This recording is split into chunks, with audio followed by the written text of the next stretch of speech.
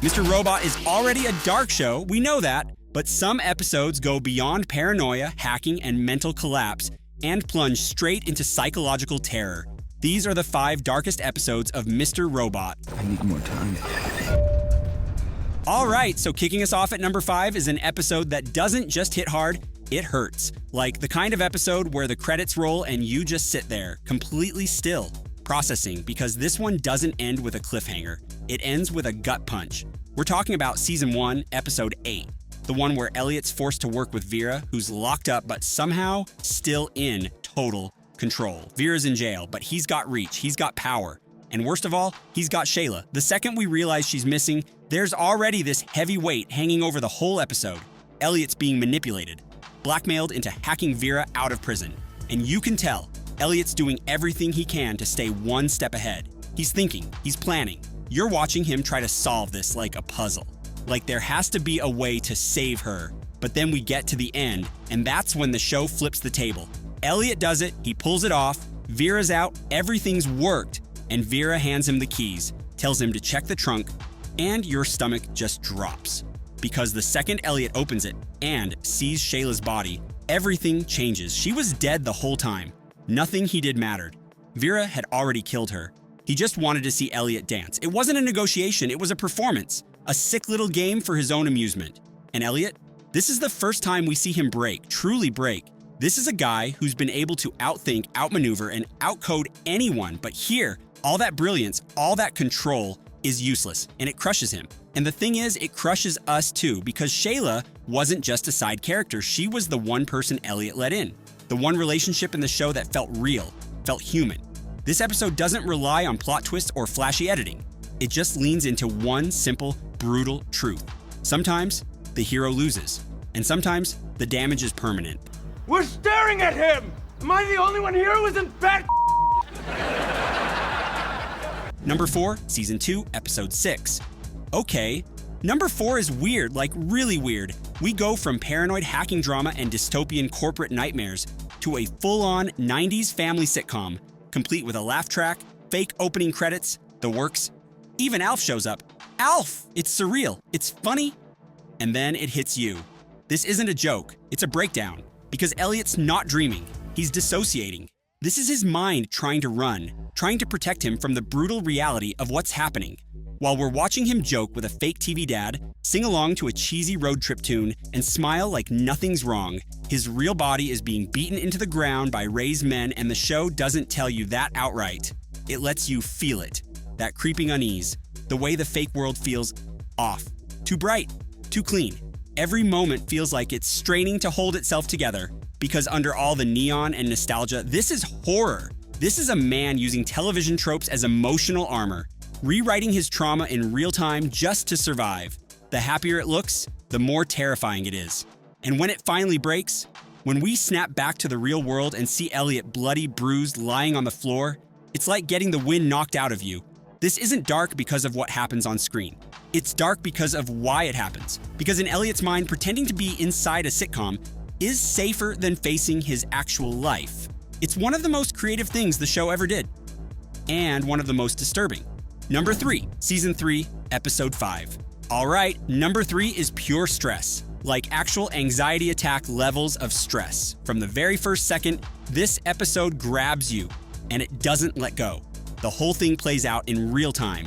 One continuous shot, no cuts, no breathers, just Elliot on the run inside a building that's about to become a war zone, and the camera is glued to him like it's handcuffed to his back. The setup? E-Corp is on lockdown, Elliot's just been fired. He's locked out of the system, and he's only just pieced together what Stage 2 actually is. And it's so much worse than anyone realized. We're not talking about stealing data or crashing systems. Stage 2 means blowing up an entire building, with people still inside, hundreds of them. So what follows is this full-throttle sprint through elevators, firewalls, locked rooms, and tight hallways, all while the clock is ticking. And the best part? The show never blinks. No camera cuts, no dramatic music cues, just the sound of Elliot's breathing and the tension getting tighter and tighter. And it's not just physical tension, it's emotional. Angela lies to him. Security won't help. People are looking at him like he's the threat, not the guy trying to stop one. And the deeper into the building he gets, the more hopeless it starts to feel. At one point, you can practically see it in his eyes. That shift from I can fix this to I might be too late. And that's what makes this episode so dark, but it puts you inside Elliot's panic. You feel his desperation, his isolation, his guilt, all of it, second by second. There's no villain in this one, no monster in the shadows, just consequences, rushing toward him like a train. By the end, you're just as exhausted as he is because you felt every step of that race. And you already know the explosion is coming. What do you think is the darkest episode of Mr. Robot? Did we miss one that shook you more? Drop your pick in the comments. We're reading every one. Number 2, Season 4, Episode 7. All right, let's talk about the episode that broke a lot of people. Not because of a death, not because of a twist, but because of the kind of pain it brings to the surface. The kind you don't expect from a hacker show. This one's raw, and I mean raw. It starts with Vera. Yeah, that Vera, the same guy who killed Shayla back in Season 1. Now he's back, and he's even more deranged, but this time, he doesn't want revenge. He wants Elliot, not to hurt him, but to free him, whatever that means. So he kidnaps Krista, Elliot's old therapist, brings her to him at gunpoint, and demands a therapy session right there, in that room. No escape, no lies. And what follows is one of the most painful, uncomfortable, heartbreaking scenes in the entire series, because slowly, painfully, Krista starts pulling apart Elliot's memories, not just his trauma, his identity. You can see it in his face, confusion turning to fear. His whole life, he's told himself one version of what happened to him as a kid, one safe version, but the real story? It's been buried until now, and when it comes out, when we finally hear the words that Elliot was sexually abused by his father, the whole room just falls silent. No music, no dramatic cutaways, just stillness.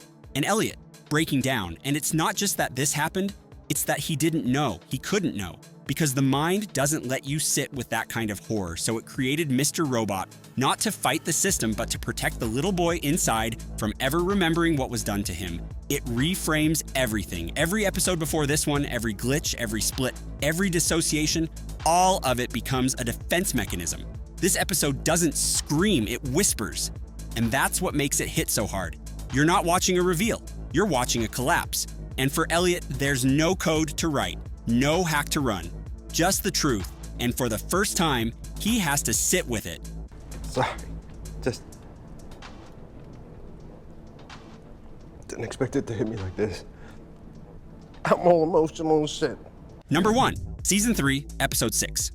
All right, here we are, the darkest episode in the entire series. And honestly, it's not even close, because this isn't the one where Elliot breaks down. It's the one where he's too late. And it's not just one person who suffers, it's everyone. This is the episode where Elliot finally puts the pieces together. He figures out what Stage 2 really means, that all the paper records being transferred from digital servers aren't being backed up. They're being stacked in one building, one location, and the plan, blow it all up.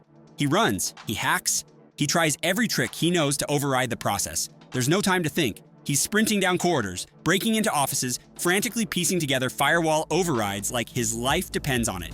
But it's not his life that's on the line, it's theirs. He tries calling Angela, she lies to him, still convinced Whiterose's machine will make it all better. She's glassy-eyed, like she's already checked out. Elliot begs, pleads, but it's like talking to someone in a dream. Angela doesn't flinch, doesn't fight. She just repeats the lie she's been told, that this is all for something greater. And then, boom! The building goes up in flames, vaporized because of a plan Elliot helped create, even if he didn't mean to, and that's what makes it so crushing, like the wind's been knocked out of him.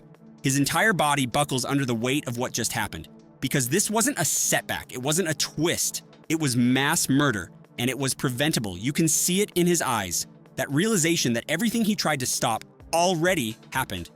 And Angela, she's still sitting in a dim office staring at surveillance footage like it's a countdown to salvation. The horror of this episode isn't just the explosion, it's the feeling that hope is gone, that the good guys lost, that maybe they were never in control in the first place. This is the moment Mr. Robot goes from dark to catastrophic, and that's why this episode sits at number 1. We did it.